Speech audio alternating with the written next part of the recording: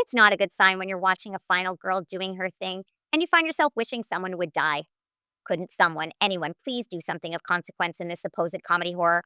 I mean, by the end, I'd put in a lot of time watching Zazie Beetz escape a seemingly endless stream of impossible scenarios and comedy squandering that I feel I should have been rewarded with something. Anything that would have unsterilized this hyper stylized, cool girl romp through what could have been a new wave House of Horrors story.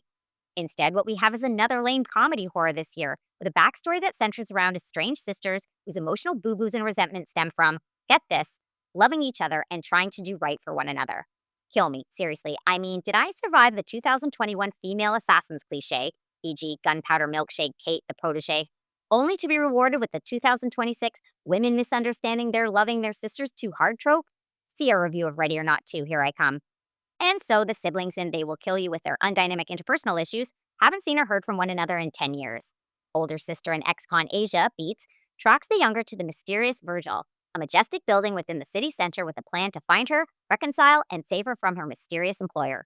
Patricia Arquette and Heather Graham greet her at the door, and she's ceremoniously locked in. So far, so good, and we have what looks to be the makings of a Kill Bill Volume 1 slash The People Under the Stairs situation. Unfortunately, unlike those films, the setup isn't mined for cleverness or laughs. For one, why is Graham even here?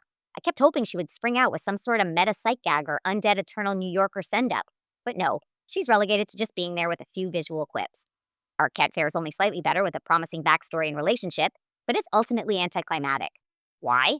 Well, to make way for more and more bloody, gruesome fight sequences, which are impressive, particularly a fly through the air with a flaming axe spectacle by Beats, but with uninspired motivations nudging us to care, amidst some delightful backdrops, I'll admit, thanks to the film's astute attention to color theory, I was left wanting. Beats is giving it her all and the camera loves her, but why cast an actress here? If it all amounts to nothing more than scrappy fighting, why not have someone who can actually fight? And I know I sound like a broken record, but without the consequences for the horrific rams against her body that can also be mined for some needed and welcome dark comedy to carry us with her on this journey, what am I watching?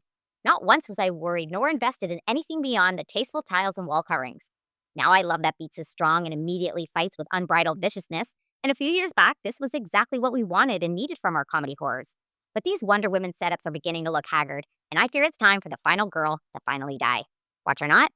Not.